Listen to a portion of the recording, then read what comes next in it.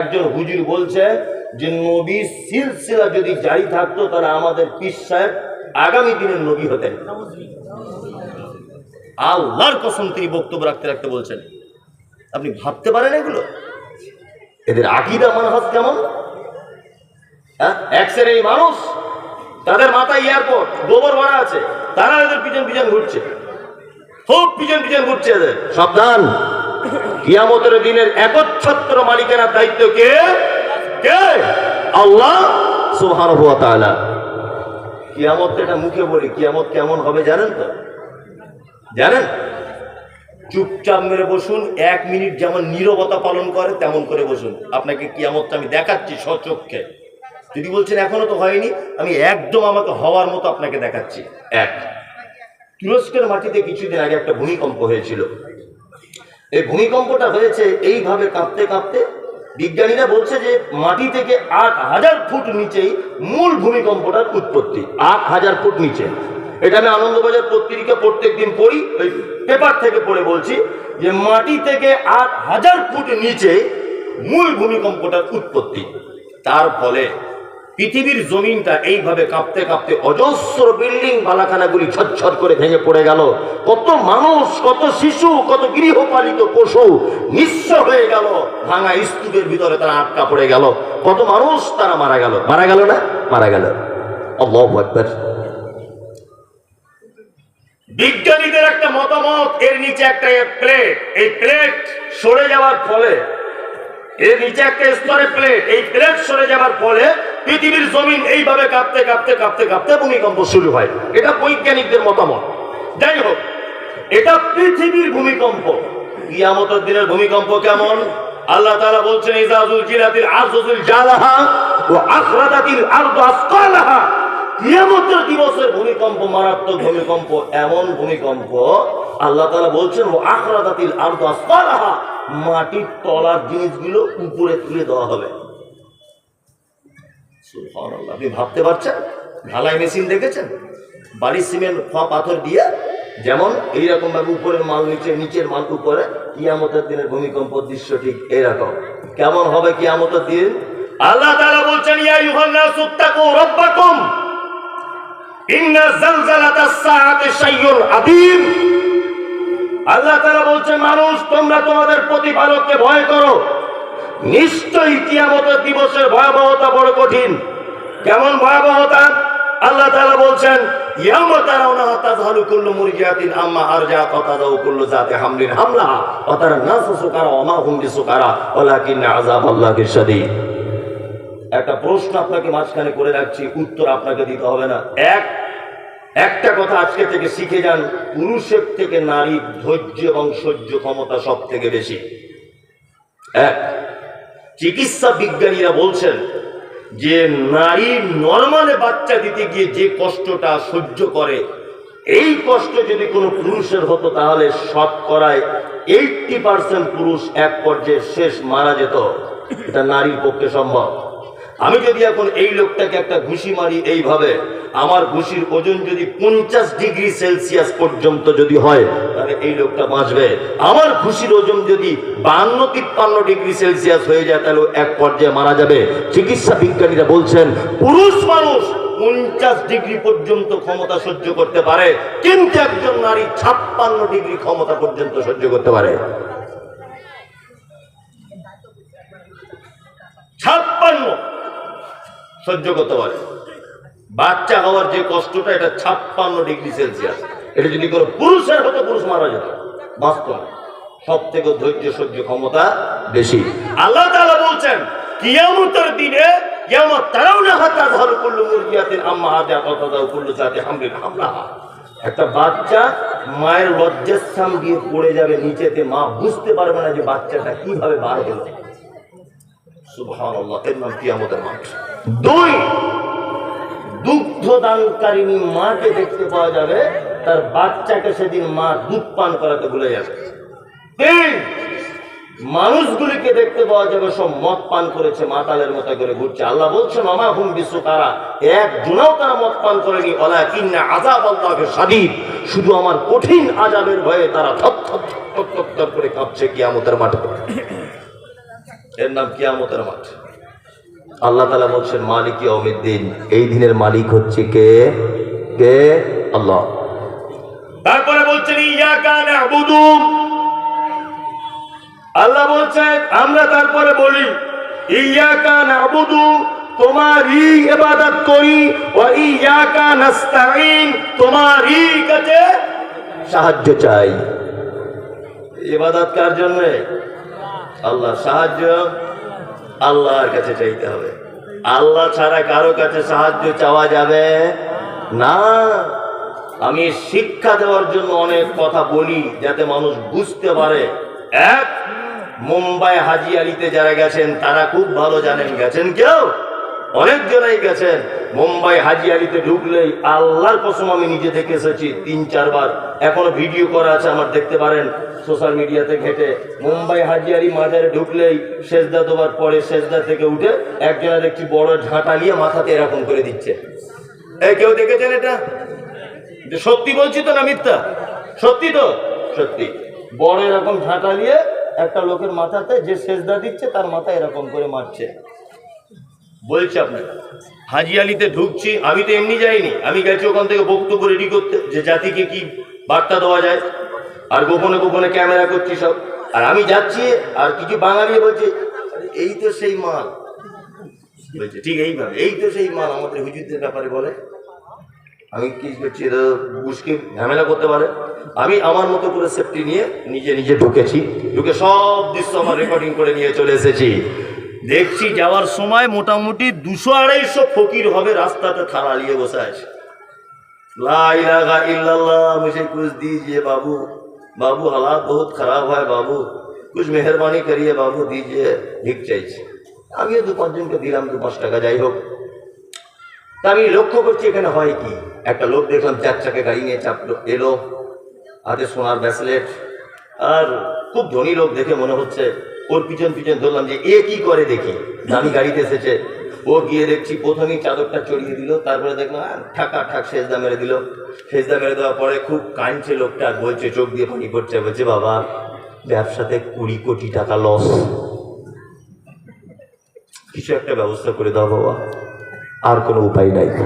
আমি তখন মনে মনে শিক্ষা পেয়ে গেলাম, ওরে গাধার বেটা গাধা, ভিখারি বুঝতে পেরেছে যে মরা মানুষের কাছে পয়সা পাওয়া যায় না, জ্যান্ত মানুষের কাছে থালা দিয়ে বসে আছে।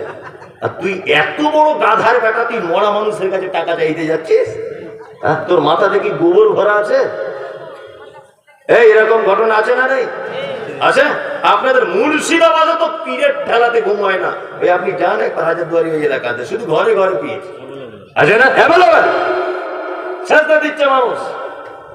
আস্তাগফিরুল্লাহ।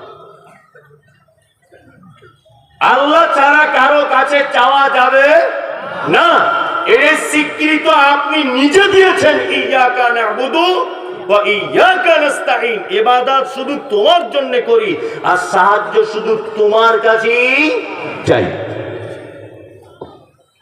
13 বছর বিয়ে হয়েছে আপনার, 13 বছর এখন আব্বা হতে পারেননি। গভীর রাত্রে উঠুন, উঠে 2 রাকাত সালাত আদায় করে আল্লাহকে ডেকে বলুন, রব্বি হাবলি মিনাস সালিহিন, আল্লাহ তুমি আমাকে একটা নেক সন্তান দান করো। তুমি নবী ইব্রাহিমকে বুড়ো বয়সে ইসমাইলকে দিতে পেরেছো, তুমি আল্লাহ আমি একজন 35 বছরের যুবক, আমার স্ত্রীকে একটু মা হবার ক্ষমতা দাও আল্লাহ, তুমিই পারো। এ দিতে পারে কে? আল্লাহ। রুজির অভাব, রাতে সবাই যখন ঘুমিয়ে পড়ে 2 রাকাত নামাজ পড়ে বলুন, আল্লাহ ঋণগ্রস্ত বেটির বিয়েতে বিপদে পড়ে গেছি, তুমি ব্যবস্থা করে দাও। দিতে পারে কে? মুহাম্মদ সাল্লাল্লাহু আলাইহি ওয়াসাল্লাম বলেছেন, মোমেন তোমার পায়ের জুতোর ফিতেটা যদি ছিঁড়ে যায় তুমি আল্লাহর কাছে চাইবে, আল্লাহ দিতে সক্ষম, আল্লাহ দিতে সক্ষম। কোন মানুষের দ্বারস্থ হওয়া যাবে না। কোন বাবা, কোন ফকির, কোন উকিল, কেউ কোন জায়গায় গিয়ে চাওয়া শিরক, হারাম। যারা এগুলো করছে এদের থাকার জায়গা জাহান্নাম। কি বললেন? একটা ভয়ঙ্কর কথা আপনাকে বলে রাখছি, শুনে রেখে দেন, ভয়ঙ্কর। কিয়ামতের দিনে জাহান্নাম থেকে কিছু মানুষকে কোন একদিনের জন্য মুক্তি দিয়ে জান্নাত দেওয়া হবে। এই ঘটনা শোনা আছে না নেই? আচ্ছা বলুন তো, কাদের জাহান্নাম থেকে মুক্তি দেওয়া হবে এটা জানা আছে? না, যারা কাবিরা গুনায় লিপ্ত ছিল কিন্তু তাদের ঈমান ছিল, ঈমান ছিল, কাবিরা গুনাতে লিপ্ত ছিল, তারা জাহান্নাম থাকবে। ঈমান থাকার কারণে তাদেরকে আবার জান্নাতে কোনো না কোনো একদিন দেওয়া হবে। কিন্তু যারা শিরিক করা অবস্থায় মারা গেছে, পশ্চিম কালেও এদেরকে জাহান্নাম থেকে পরিত্রাণ দেওয়া হবে না। দুটি পাপ পৃথিবীতে সব থেকে বড় পাপ। এই পাপ দুটো বলতে গেলে অনেক টাইম লাগবে, বলছি না, শুধু বলে দিচ্ছি কত ভয়ঙ্কর। একটা লোক শিরক যদি করে পশ্চিম কালেও জাহান্নাম থেকে পরিত্রাণ পাবে না। দ্বিতীয় পাপের নাম বেদাত। এক মারাত্মক পাপ, মারাত্মক পাপ। বেদাত ভয়ঙ্কর পাপ, এর পরিণতি জাহান্নাম। দ্বিতীয় নম্বরের সমস্যা হচ্ছে কিয়ামতের মাঠে কাউসারের পানি পর্যন্ত বেদাতকারী পান করতে পাবে না। এই মমতাজুল ইসলাম আপনাকে বলছি, মাইক নিয়ে যে সমস্ত মাদ্রাসা থেকে চাঁদা তুলতে আসে অনেক সময় দেখতে পাওয়া যায়। যদি আপনি বুঝতে পারেন যে এই মাদ্রাসা থেকে এই শিক্ষা দেওয়া হয়, ইয়া নবী সালামু আলাইকা, 1 টাকাও দিবেন না চাঁদা, 1 টাকাও। কারণ বেদাতিকে সাহায্য করা হাদিসে মানা আছে, চরম ভাবে মানা আছে। যদি আপনি দেখেন তার আকীদা এটা, নবী মরার পরেও সবকিছু ক্ষমতা রাখে, এই মাদ্রাসার ছাত্র বার হলে এই আকীদাতে বক্তব্য রাখবে, মমতাজুল ইসলাম বলছে 4 আনা পয়সা দিবেন না। বেদাতি প্রতিষ্ঠানে সহযোগিতা করা হারাম। বেদাতিদের প্রতিষ্ঠানে সহযোগিতা করা কি হারাম। আজকে জাতির সামনে এটা লজ্জা সহকারে বলছি, এই পশ্চিম বাংলার মাটিতে বড় বড় আহলে হাদিস মাদ্রাসা তো দেখছি ইদানিং বেদাতি বক্তাদেরকে প্রধান বক্তা হিসেবে আনছে, পিছনে সাইকুল হাদিসেরা বসে আছে। সোশ্যাল মিডিয়াতে শুধু ভাইরাল বলে তাকে প্রধান বক্তা করে আনছে, অথচ তার আকীদা, তার মানহাজ একটাও ঠিক নাই। দেখতে পাওয়া যাচ্ছে না? কত মাদ্রাসাতে দেখছি। যারা এদেশের মাটিতে সর্বপ্রথম ফতোয়া দিয়েছে ডাক্তার জাকির নায়েক কাফের, যারা এদেশের মাটিতে ডাক্তার জাকির নায়েককে দেশ ছাড়ার পিছনে সুড়সুড়ি দিয়েছে, তাদেরকে আজকে দেখতে পাচ্ছি আহলে হাদিস গ্রামে প্রধান বক্তা করে আনছে, বড় বড় উল্লেখযোগ্য মাদ্রাসাতে। এগুলো লজ্জা ছাড়া আর কিছু নাই। কি বলছি বুঝতে পারছেন না? হ্যাঁ, খুব সাবধানে থাকবেন। কুল্লু বিদআতিন দালালা ওয়া কুল্লু দালালাতিন ফিন্নার। মুহাম্মদ সাল্লাল্লাহু আলাইহি ওয়াসাল্লাম বলেন, ইসলামের প্রতিটা নতুন আবিষ্কৃত কাজ ভ্রষ্টতা, প্রত্যেক ভ্রষ্টতাকারী স্থান ঠিক মধ্যে নার মানে আগুন। এখন তো সোশ্যাল মিডিয়াতে আমাকে তো সহ্য করতেই পারে না, শুধুই বলে মমতাজুল ইসলামের জন্ম ঠিক নেই, নবীকে বড় ভাই বলে। আমি জীবনে নবীকে বড় ভাই বলেছি কোথাও? আসলে ওটা না। ঘটনা হচ্ছে এই যে বেদাত করে করে এমন হয়ে গেছে, ওদের সবটারই আর সহি হাদিস অ্যাকসেপ্ট করে না। এমন করে বক্তব্য রাখে মনে হচ্ছে যে বেদাতের বিজ্ঞানী। কি বললাম বুঝলেন তো? বেদাতের বিজ্ঞানী, মহাপণ্ডিত। নাম দিয়েছে আহলুস সুন্নাত ওয়াল জামাত।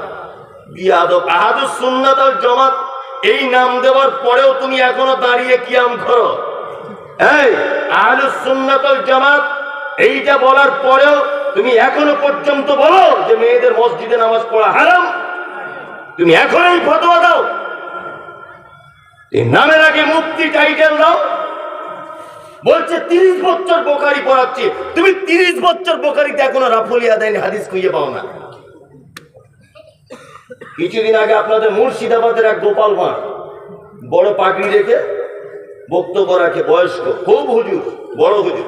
ও লিস্ট করে বলছে মমতাজুল ইসলাম এর বক্তব্য হারাম, শাহিনুর এর বক্তব্য না যায়, বিরাদার রাহুল একদম হারাম মানে সাংঘাতিক হারাম, আব্দুল রাজ্জাক বিন ইউসুফ বিন কাজ্জাব একেবারে হারাম, মুজাফফর বিন ইউসুফ একেবারে হারাম। তোমার বাপেরটা শোনা যাবে? আর কারো শোনা যাবে না? বিরাদার রাহুল শোনা যাবে না কেন?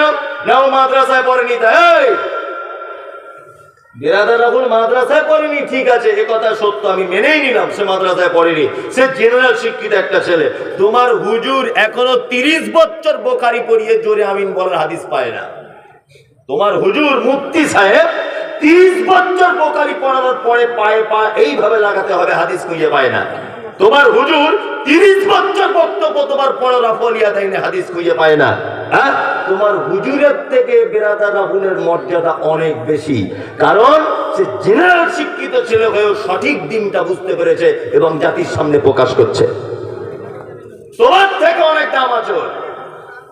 আসলে ঘটনা কি, আমি মাঝে সাঝে একটা গল্প বলি, বুঝলেন তো, বললে মানুষ খুব হাসে, কিন্তু হাসি এতো অনেক জ্ঞান আছে। একটা মেথর আর একটা আতরওয়ালা, দুজনে হেঁটে হেঁটে পাশাপাশি যাচ্ছে।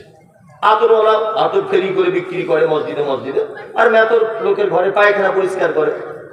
দুজনে গল্প করতে করতে যাচ্ছে। তা বলছে, ভাই তোমার আজ কাজ বাজ কেমন হলো? বলছে, আলহামদুলিল্লাহ, দুটো পরিষ্কার করেছি আজকে, 2400 হয়েছে। আতরওয়ালাকে বলছে, ভাই তোমার কি হলো? বলছে, দুটো জান্নাতুল ফেরদৌস বিক্রি করেছি, 10 টাকা করে, 20 টাকা হয়েছে।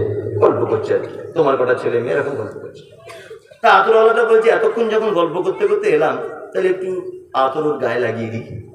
নিয়ে ও এখন আতর ফটাম করে বার করে জান্নাতুল ফেরদৌস ওর গায়ে লাগিয়ে দিয়েছে। নিয়ে ও এরকম টেনেই অজ্ঞান হয়ে গেছে। আতরওয়ালা খুব কি করে চিরাম ভালো, এই মেথরের গায়ে আতর লাগিয়ে বেচারা অজ্ঞান হয়ে গেল কেন? আশ্চর্য ব্যাপার। নিয়ে এখন এই লোক বিপদে পড়ে এখন টোটো ধরে হসপিটালে নিয়ে গেছে। ডাক্তার তো জ্ঞানী মানুষ, ডাক্তার বলছে, হয়েছে কি? আতরওয়ালা বলছে, ডাক্তারবাবু এই ঘটনা, লোকটা মেথরের কাজ করে, একসঙ্গে গল্প করতে করতে আসছিলাম, আমিও ব্যবসাদার, ও একটা অন্য কাজ করে, ওর হাতে একটু জান্নাতুল ফেরদৌস আতর লাগিয়ে দেওয়ার কারণে অজ্ঞান হয়ে গেছে। ডাক্তার তখন বলছে, আরে মশাই, আপনি এক বোকালক, ও জন্ম থেকে লোকের গু শুনে শুনে আসছে, আর আপনি এখন আতর দিয়েছেন বলি অজ্ঞান হয়ে গেছে। একে যদি আপনি ভালো যদি করতে চান, পৃথিবীর কোনো মেডিসিনে ভালো হবে না। হসপিটালে ওই যে বাথরুমগুলো থেকে কাঁচা পায়খানা কোনো বাচ্চা ছেলের বা কারুর যদি থাকে, একটু ডাস্টবিন থেকে তুলে এনে নাকে লাগিয়ে দেন, দেখবেন সুস্থ হয়ে যাবে। বললাম, বুঝলেন, আতরওয়ালা কাঁচা পায়খানা লাগিয়ে দিয়েছে, রুগী পুরো সুস্থ।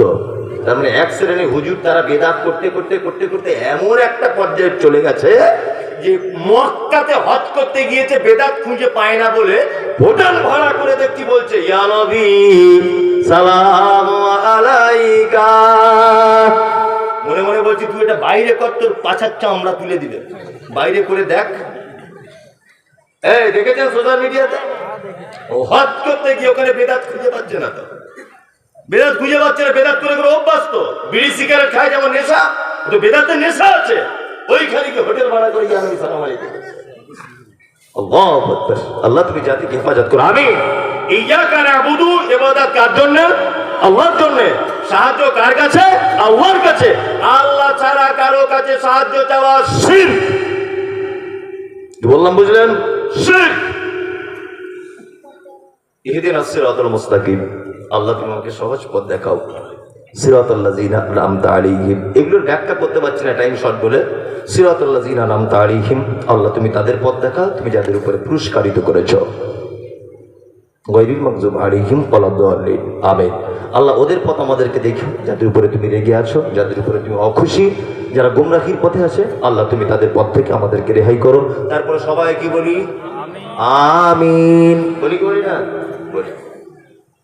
আমি এই আয়াতগুলো আর ব্যাখ্যা করে বলতে পারলাম না, সময়ের খুব অভাব। তারপরে পরেও একটা সিগন্যাল দিয়ে রেখেছে অলরেডি, সেই দিকেও মাথায় রাখতে হবে। চট করে আপনাদেরকে আমি আর একটা মাত্র কথা বলে দিয়ে বক্তব্য শেষ করে দেবো। এটা বিষয়বস্তুর বাইরে। আচ্ছা বলুন তো, পৃথিবীতে জান্নাত যাওয়া যায় কোনো মানুষের সেবা যত্ন করে, এই মানুষ দুটির নাম কি? মার বাপ, তাই না? মার বাপ, এদের সেবা যত্ন করলে জান্নাত যাওয়া যায়। আপনার সেবা যত্ন করেন? আলহামদুলিল্লাহ সকলে করেন তো। চারটে বেটা একটা লোকের, বাপ মারা বুড়ো বয়সে এখন খাচ্ছে কেমন করে? পালি সিস্টেম। মনে হচ্ছে ওর বাপ মসজিদের ইমাম আর ওর মা মুয়াজ্জিন, এরকম একটা ব্যাপার সিস্টেম, এই কিনা? আর কিছু লোক ভেবেছে সস্তায় জান্নাত, বছরে বছরে দেখি উমরায় করতে যাচ্ছে। চাচা কি ব্যাপার? বলছি এবারও নিয়ত করেছিস। ভাতিজা যাবো। কোথায়? বলছি পশ্চিমে। মক্কায় যাবে। ও ভেবেছে মনে মক্কাতেই জান্নাত পড়ে আছে, ও ভেবেছে এটা। ও জানে না যে ওর জীবিত জান্নাত বাড়িতে বসে আছে, ওর জ্ঞানই নাই। এরকম হচ্ছে কি হচ্ছে না? এবারে মন দিয়ে শুনুন, আমি 5 মিনিটের জন্য একটা কথা বলছি ভাই, কেউ নড়াচড়া করবেন না, একদম কোনো ডিস্টার্ব নেই। আমার দিকে অ্যাক্টিভ ভাবে তাকিয়ে থাকুন। আপনাকে একটা মূল্যবান কথা বলছি। আপনার 4 ভাই, বর্তমানে আব্বা মায়েদের উপরে কত নির্যাতন চলছে সেটা বলছি। 4 ভাই দিল্লিতে কাজ করেন, বাড়ি আসবেন ঈদের 1 সপ্তাহ আগে। আপনার স্ত্রীকে ফোন করে বলছেন, হ্যালো হ্যালো নাসিমা, আচ্ছা তোমার জন্য কিছু নিয়ে যেতে হবে, আমি বাড়ি যাচ্ছি, বুধবার গাড়িতে উঠবো। আপনার স্ত্রী বলে দিল আমার জন্য একটা শাড়ি, ছেলের জন্য জিন্স প্যান্ট, মেয়ের জন্য একটা ফ্রক, আর আমার বোনের জন্য 2টো চুড়িদারের কাপড় আনবে, মানে শাড়ির জন্য বলছে। সব কেনাকাটা রেডি। ওর স্ত্রী আবার ফোন করেছে, হ্যালো তুমি সব রেডি করে নিয়েছো? আর বলছিলাম আমার শাড়িটা কাঁচা হলুদ কালারের নিয়েছো তো? হ্যাঁ নিয়েছি। বলছে দোকান থেকে বার হচ্ছে না, এত দেরি হচ্ছে কেন, দোকান থেকে বার হও। লোকটা তখন বলছে তোমাদের সবার কেনাকাটা রেডি, ঈদের দিনে আব্বার জন্য একটা লুঙ্গি পাঞ্জাবি নিচ্ছে, আর মায়ের জন্য একটা শাড়ি আর একটা ব্লাউজ।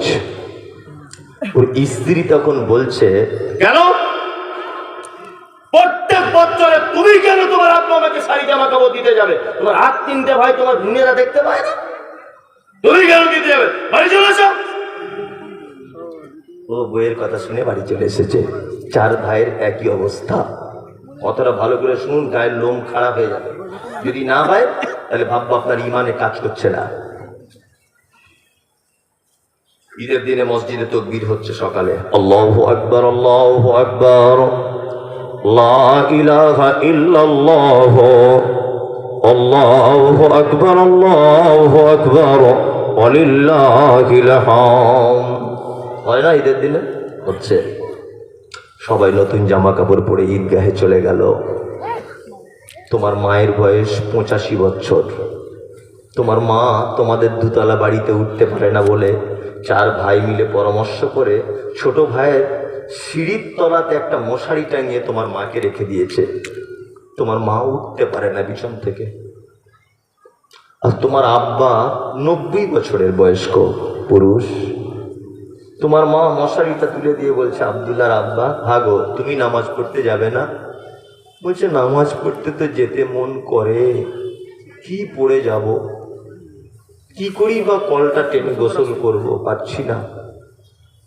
আপনার মা তখন কোন রকম এদিক ওদিক করে হিঁচড়ে কুচড়ে উঠে ওই বাক্সর ভিতরে গত বছরকার পুরাতন একটা পাঞ্জাবি ছিল, আপনার আব্বার গায়ে পরিয়ে দিয়ে বলল, কোন রকম এদিক ওদিক করে একটু অন্তত বছরে একটা দিন ঈদগাহে যাও। তোমার আব্বা লাঠি নিয়ে আস্তে আস্তে আস্তে আস্তে করে ঈদগাহ পর্যন্ত পৌঁছে নামাজ পড়ে নিল। সবাই বাড়ি চলে এসেছে। তোমার আব্বাও সবার শেষে লাঠি নিয়ে আস্তে আস্তে আস্তে আস্তে করে তোমাদের বাড়ির মেন সদর দরজা পর্যন্ত তোমার আব্বা এসে পৌঁছে বসে আছে। শীতের দিন, রোদ পোহাচ্ছে। দুপুর 2টো পর্যন্ত তোমাদের বাড়িতে কুটুম আত্মীয় স্বজন হালুয়া পোলাও রুটি বেদানা আঙ্গুর সবাই সব আনন্দ ভর্তি করে খাচ্ছে। তোমার আব্বা কিন্তু 2টো পর্যন্ত মেন গেটের সামনে বসেই আছে। 4 জন বৌমা একবারও খোঁজ নিল না। তোমার মা পেচ্ছাপ করেছিল বিছানাতে, ওই অবস্থায় 2টো পর্যন্ত শুয়ে আছে। ঈদের দিনে পরিষ্কার করার জন্য 4 বেটা বৌমা কেউ গেল না। কেন? আজকে একটা ঈদের দিনে তোমার আব্বা মায়ের প্রতি এই অত্যাচার কেন? হ্যাঁ, তোমার মায়ের যে পৃথিবীর সব থেকে বড় অপরাধিনী, তোমার আব্বা হচ্ছে পৃথিবীর সব থেকে বড় অপরাধী। অপরাধিনী আর অপরাধের 2টো দিক আপনাদের সামনে তুলে ধরি। এক, তোমার মা ছিল এই নজরানা, এটা কোন গ্রাম? নজরানা। এই নজরানা গ্রামের একজন পর্দাশীল মহিলা। জীবনে কোনোদিন কোনো পরপুরুষের সামনে মুখ খুলে তাকায়নি। কিন্তু তোমার মায়ের জীবনের 1 নম্বরের অপরাধ হলো এটা, যে মা জীবনে কোনো পরপুরুষকে মুখ দেখায়নি, তোমার মতো অপদার্থ ছেলেকে জন্ম দিতে গিয়ে বহরমপুর হাসপাতালে পরপুরুষের সামনে সায়া ব্লাউজ খুলে উলঙ্গ হয়ে লজ্জাস্থান দেখিয়ে দিয়েছিল, শুধু তোমাকে পৃথিবীতে আনার কারণে। তোমার মায়ের দ্বিতীয় নম্বরের অপরাধ, তোমার মায়ের মাথার চুলগুলো কালো কুচকুচ কুচকুচ করতো, হাঁটু পর্যন্ত দুলতো। তোমার মতো অপদার্থ ছেলেকে জন্ম দিতে গিয়ে কালো কুচকুচে চুলগুলো লাল রক্তে জমাট বেঁধে গিয়েছিল। এটা তোমার মায়ের দ্বিতীয় অপরাধ। তোমার মায়ের 3 নম্বরের অপরাধ, তোমার মা জীবনে কোনোদিন গায়ে ইনজেকশন দিতে পারতো না, এত ভীতু নারী। তুমি যদি পেটের ভিতরে ছিলে, ডেলিভারি টাইম হয়েছে, পেটে যন্ত্রণা শুরু হয়েছে, ডাক্তার বাবুর কাছে তোমার মা গেছে, ডাক্তার বলছে বাচ্চা এইভাবে থাকার কথা, এইভাবে লেগেছে পেটের ভিতরে, এখন এই মুহূর্তে বাচ্চা নাও বাঁচতে পারে। তখন তোমার মা ডাক্তারের পায়ে জড়িয়ে ধরে বলেছিল, ডাক্তার বাবু, ধারালো ছুরি যদি থাকে আমার পেট কেটে আমার সোনার মুখটা একবার যদি দেখি, আমি সব কষ্ট ভুলে যাব। জ্যান্ত মানুষের ধারালো ছুরি দিয়ে তোমার মায়ের পেট ক্যাচ করে কেটে দিয়ে তোমাকে পৃথিবীর আলো দেখানো হয়েছিল। আজও সেই যে মোটা সুতো আর সূচ দিয়ে সেলাই করা 85 বছর বয়সে তোমার মা মশারির ভিতরে তার ব্যথা অনুভব করে। তোমার মা মানে তুমি কে জানো? চিকিৎসা বিজ্ঞানীরা বলেছে প্রত্যেকদিন একটা বাচ্চাকে তার মা 8 বার করে দুধ পান করে, একবারে 250 গ্রাম করে দুধ পান করে। কোরআনের ভাষাতে 2 বছর অর্থাৎ 30 মাস দুধ পান করাতে হয়। 50 টাকা যদি দুধের কেজি হয়, তাহলে হিসাব অনুযায়ী একটা বাচ্চা তার মায়ের 90,000 টাকা দুধ পান করে। তোমার মায়ের এটা অপরাধ যে তোমার মতো বদমাইশ ছেলেকে